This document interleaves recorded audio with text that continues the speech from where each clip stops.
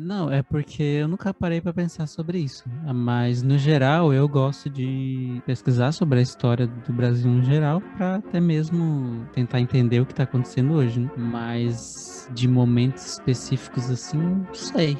Pode ser história recente. O que que teve mesmo? Eu vou te falar que eu tô bem enferrujado nesse tema. Você devia ter avisado que eu tinha estudado. Quem foi que inventou o Brasil? Bom, quando eu entrei na minha época, era o ginásio, onde foi que eu comecei a história do Brasil. Eu tinha 10 anos e estudava à noite, porque o meu pai era inspetor do colégio e eu era a mais nova de todos. Então, eu era uma criança. O que eu vou lembrar? Que os portugueses vieram para o Brasil, né? E em 1500 e aquela coisinha básica. Eu não sei, eu me lembro sempre da parte dos índios, que eram catequizados pelos padres, né? E, inclusive, isso me dá raiva. Por causa dessa parte do obrigar a seguir a religião que eles achavam que era certa, né? Obrigar os índios e obrigar os negros, né? Eu tô mais para esse lado da indignação da escravidão, né? Dessas coisas assim. Eu sempre, não sei porque eu sempre vou para esse lado. Né? Eu sempre quero saber quem fez o quê, quem é que assinou a lei tal, qual papa, né, disse que tinha que trabalhar, que negro não tinha alma, que não sei, essas coisas assim. Eu sempre vou para esse lado aí. Tenho vontade de matar um. Eu quero matar um.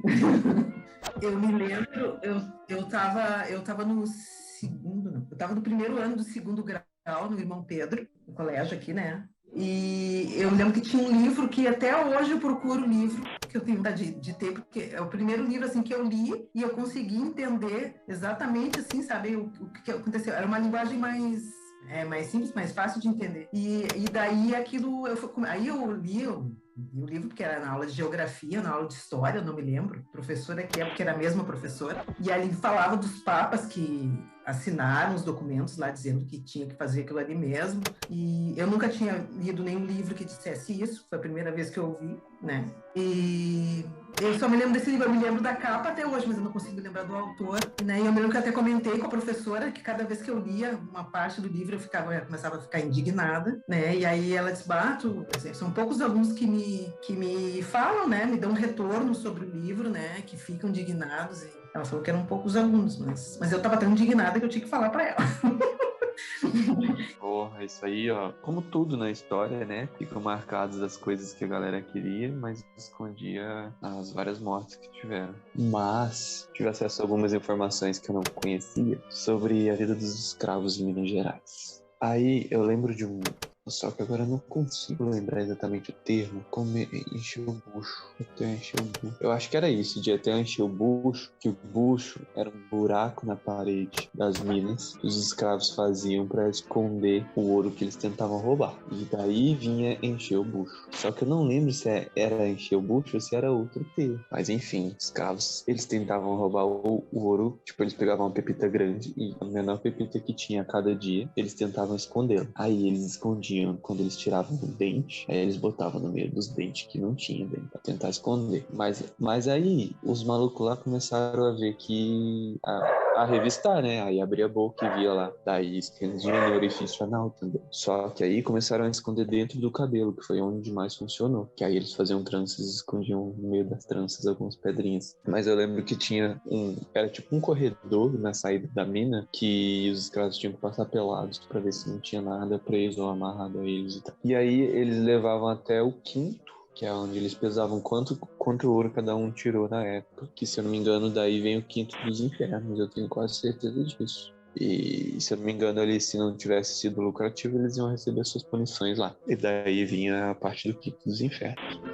Mas a minha memória é muito ruim, então eu não consigo lembrar muito bem dessas coisas. Mas eu lembro que me marcou nessa questão de usar os termos que eu não sabia de onde vinham. E também por ser algo que aconteceu perto, assim. Eu sempre tenho essa brisa de tipo, quanta coisa pode ter acontecido nesse ambiente durante todo esse período de vida humana, tá ligado? Eu acho que por isso que isso sempre ficou marcado pra mim, assim. Cara, eu tenho uma leve impressão que foi em Ouro Preto, Tiradentes, alguma coisa assim, que eu vi essa mina e esse túnel subterrâneo lá. Eu acho que é por isso, assim, são cidades que eu acho muito bonitas e quando eu visitei me marcaram. Quando eu penso na história do Brasil, eu penso nelas, assim, tipo, a grandeza que essas cidades se tornaram a um custo de tanto sofrimento. Mas hoje é tão bonito de se ver, sei lá, será que é estranho achar bonito ver tudo isso? Esse eu acho que eu lembro que foi que teve a não é incontinência, Inconfidência.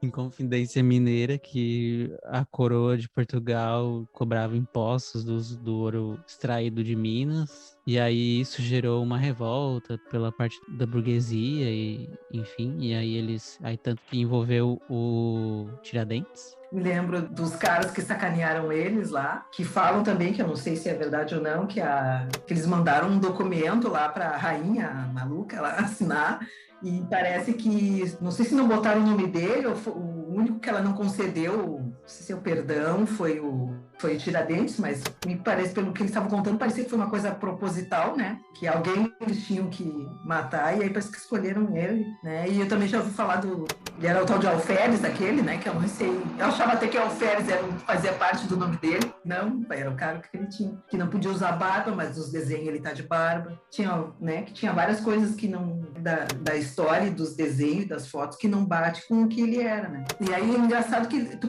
tem uma imagem construída assim na tua cabeça de uma coisa que tu aprende no colégio, e aí tu vê esses documentários que destrói tudo.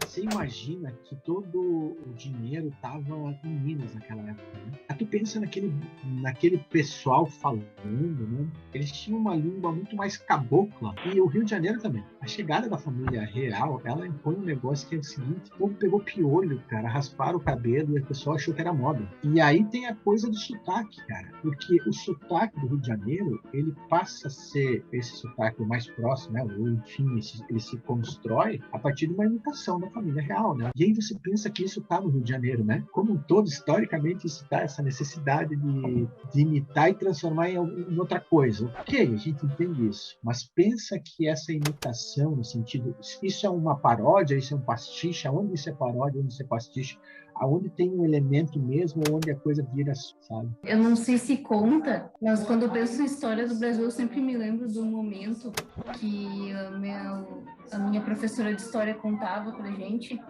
de quando a família real voltou para Portugal, depois que eles passaram todo aquele tempo aqui no Brasil. Quando eles voltaram, acho que era a Carlota, né? Carlota Joaquina, quando ela entrou no navio, quando eles foram voltar para Portugal, ela tirou os sapatos dela e jogou de volta na terra, porque ela disse que ela não queria levar nem a poeira aqui do Brasil. Esse é o que eu mais me lembro. Eu lembro uma coisa da aula de história. Não lembro muito bem, mas olha só. Era lá o período do primeiro reinado. Daí meu professor de história, Nivaldo, o nome dele era Nivaldo. E daí sempre quando tinha como colocar Aldo em algum título de história, ele botava. Então era o primeiro Reinaldo, que o nome dele é Nivaldo. Daí ele explicando que Dom Pedro estava aqui no Brasil, tinha acabado de chegar com a família real, né? Fugindo lá de Napoleão. Deram um belo drible no Napoleão. E daí estava aqui no Brasil de boas, curtindo. E o Dom Pedro já estava meio que prometido pra... Quem que ele ia casar? Carlota Joaquina? Não lembro agora. Se ele já estava prometido e tal. Só que ele estava no Brasil, né? Ele vou dar uma vadiada. Aí recuperaram umas cartas dele, umas cartas fogosas e de amor que ele mandava para as amantes dele. E ele assinava como Fogo, Foguinho e Demonhão. Foi uma matéria maravilhosa na aula de história. E daí que, inclusive, no dia que foram declarar a independência do Brasil, ele estava na casa de uma das suas amantes, a mais famosa, só que pra variar não lembro o nome, e ele estava com uma puta de uma caganeira. Então acabaram chamando ele, volta aqui correndo. Ele voltou com um burrinho, usando as roupas de baixo, porque ele tinha se cagado inteiro. E foi à beira do Rio Ipiranga que ele só...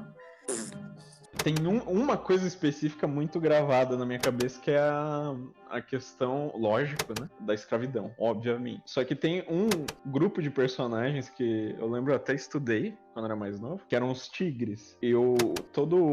A história por trás, eu fiquei, caraca, imagina, né? Primeiro que você não tá na tua terra, você é um escravo, você sofre todo tipo de abuso possível, e você tem que carregar a merda da galera que te maltrata e te assedia todo dia, de um lado pro outro, a ponto de você, tipo, ganhar cicatriz cicatriz de bosta, né? Assim, falando de um jeito bem chucro. Mas, tipo, esse é um negócio que, quando eu estudei isso na escola, né? Eu guardei até hoje, porque é um negócio tipo, muito pesado, assim. Ou seja, né, a abolição, todo esse percurso, né, que era um percurso que estava sendo cobrado pela mídia internacional da época, ou sendo pressionado pelos países. E a gente entende como eles pressionam, ou seja, a Revolução Industrial na Inglaterra, a Revolução Francesa, eles encaminharam peças e entenderam que eles não precisavam mais agir do modo como agiam em relação aos escravos. Então, o que eles fazem? Eles passam a impor. E o Brasil é o último dos grandes países a deixar ou abrir mão da escravidão, né? Então, quando nós temos a proclamação da República, mesmo que aparentemente troque um ou outro nome, a base dessa República sendo formada é a base do Brasil escravagista. Não muda. Tudo aquilo que está no subterrâneo do pensamento dessas pessoas, ele continua no Brasil República. Ou talvez o maior exemplo de uma situação como essa venha pelo fato de que trouxeram, né, começaram em 1870, 1880, começaram a trazer imigrantes italianos, alemães, enfim. E a hora que começam a trazer os imigrantes começam a ocupar o espaço dos escravos, os escravos são abandonados nos morros do Rio de Janeiro, por exemplo, né? Então, o Estado não dá a eles nenhum tipo de... como se eles não tivessem direito nenhum. Então, você pega, por exemplo, final da guerra contra Antônio Conselheiro, né? Isso está no setor, né? O retorno, né, da quarta expedição, das pessoas que foram recrutadas para essa quarta expedição, eles voltam ao Rio de Janeiro e eles deixam de ter emprego, então eles passam a morar na favela. Então, mesmo que não seja oficial, o Brasil tem o apartheid, né? Ou seja, está aqui a cidade rica, está aqui o morro. E a coisa é tão grosseira que se você pegar, por exemplo, nesse processo, né, do Brasil colônia, do Brasil império, do Brasil república, você tem a mesma bandeira, ou a base da bandeira, e as cores verde e amarelo que estão no Brasil Império e no Brasil Colônia são as cores das famílias portuguesas, Habsburgos e os Braganças, ou seja, da corte europeia. Então, é como se... Olha só, pessoal, nós agora vamos tirar esse brasão. Faça o seguinte, Victor, você que trabalha com desenho, coloca um círculo ali, né? Coloca alguém progresso, coloca uns emojis ali.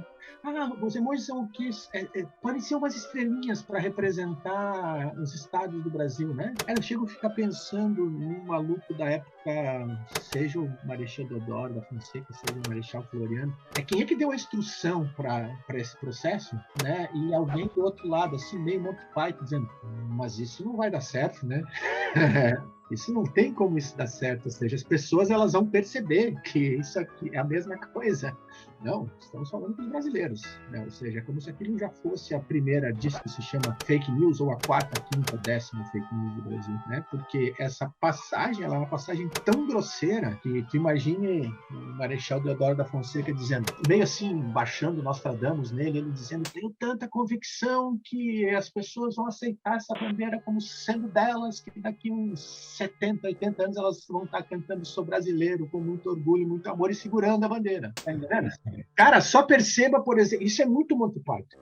Isso é muito Monty Python no sentido... E o brasileiro ele não tem esse humor para entender a ironia de todo esse contexto, né? Ou seja, por aí passa um pouco, acho a questão de um dos períodos históricos que reflete nisso, ou seja, a Primeira República ali jogaram para debaixo do pano toda aquela primeira história. O regime militar joga para debaixo do pano, né? E aí a gente tem hoje um cidadão que nega tudo aquilo que aconteceu no regime militar e nega tudo que aconteceu no Brasil escravagista.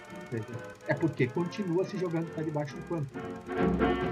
Depois desse amor Peri beijou Cici ao som do Guarani ao Guaraná, surgiu a feijoada e mais tarde o Paraty. Quem foi que inventou o Brasil? Qual é a pergunta mesmo? Qual é a pergunta que eu já me esqueci? E tu acha que eu tô muito desinformado? Do golpe, né? Era o golpe? Qual que é o termo, né? Agora eu lembrei, acharam a Luzia aí, a pintura rupestre. Agora eu lembrei tudo, que saco, Zanini! Eu tô gostando até, é bom tomar uns tapas de vez em quando. Minha mãe falou que o Luiz XV usava salto Luiz XV. Disse que é professor. Você é professor de história, não é de geografia?